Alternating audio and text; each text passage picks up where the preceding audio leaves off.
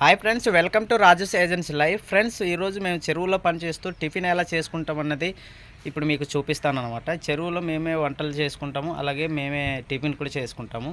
ఇప్పుడు నేను టిఫిన్ చేసేది మీకు తయారు చేసి చూపిస్తాను. ఫ్రెండ్స్, ఇది వచ్చేసి మా కిచెన్ కదనమాట. ఈరోజు బాన్సీ రవ్వతోనైతే ఉప్మా చేయబోతున్నాము ఇప్పుడు. హాయ్ ఫ్రెండ్స్, ఇప్పుడైతే టిఫిన్ రెడీ చేయబోతున్నాం అనమాట. ఫస్ట్ ఆఫ్ ఆల్ ఉల్లిపాయ, టమాటా, మిరపకాయ అయితే తీసుకున్నాను. ఇప్పుడైతే ముక్కలుగా కట్ చేస్తున్నాను. సో ఇక్కడ మేము ముగ్గురమే పని చేస్తున్నాం అనమాట. ఒకడు కొంగల్ కాపు గన్మెన్ ఉంటారు, ఇద్దరం మేము మేత వేసేసి చెరువు పనులు చేసుకోవడానికి అయితే ఇద్దరం ఉంటాం చెరువుకి.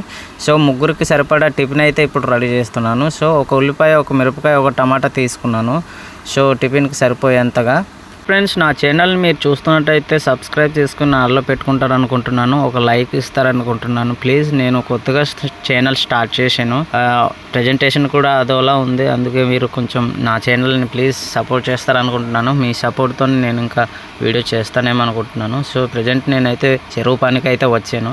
ఫ్రెండ్స్, నేను చేసే టిఫిన్ మీకు కొత్తగా అనిపించవచ్చు, చూసి ఏమీ అనుకోవద్దు. నాకు తెలిసిన ఓన్ ఎక్స్పీరియన్స్తో అయితే ఈ బాన్సీరావు ఉప్మాని అయితే నేను తయారు చేస్తున్నాను. నేను ఎక్కడ యూట్యూబ్లో కానీ ఎక్కడ కానీ అసలు ఏం చూడలేదు.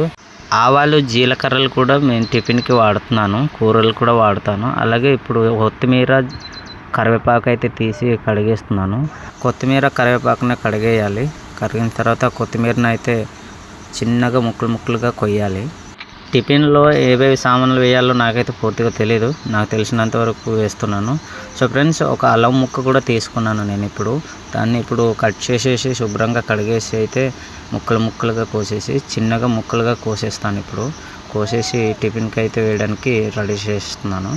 ఫ్రెండ్స్, నేను టిఫిన్కి కూరకు కూడా అల్లం వేస్తాను అనమాట. ఇలా అందరు చేస్తారో లేదో తెలియదు, కొన్ని వేరుశెనగ గుడ్లు కూడా వేస్తున్నాను.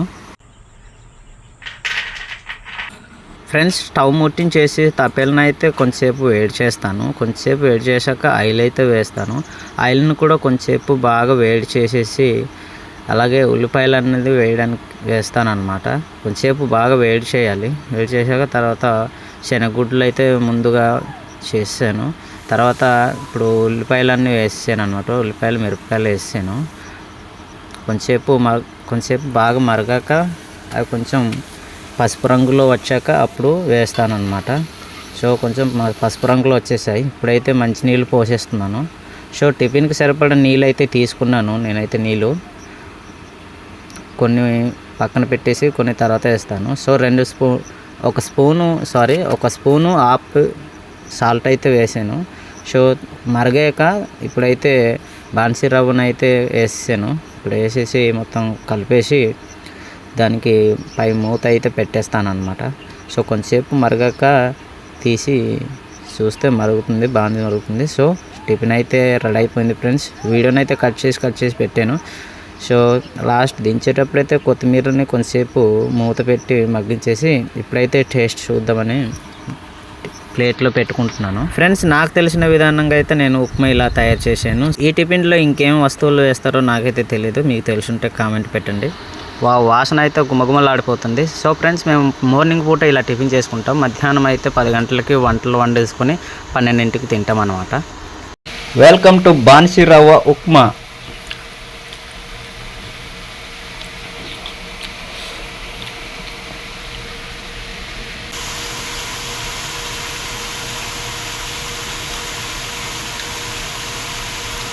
ఫ్రెండ్స్, టిఫిన్ అయితే చాలా బాగుంది.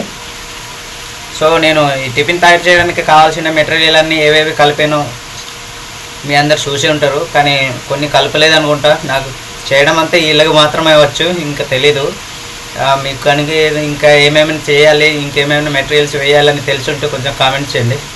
సో ఫ్రెండ్స్, మీరు చూసారు కదా, నేను చెరువులో అయితే ఇలా చేసుకుంటాను టిఫిన్. ఫ్రెండ్స్, నేను చేసే విధానం మీకు నచ్చినట్లయితే ఒక లైక్, సబ్స్క్రైబ్ ఆల్లో పెట్టుకోండి, నాకు చాలా సపోర్ట్గా ఉంటుంది.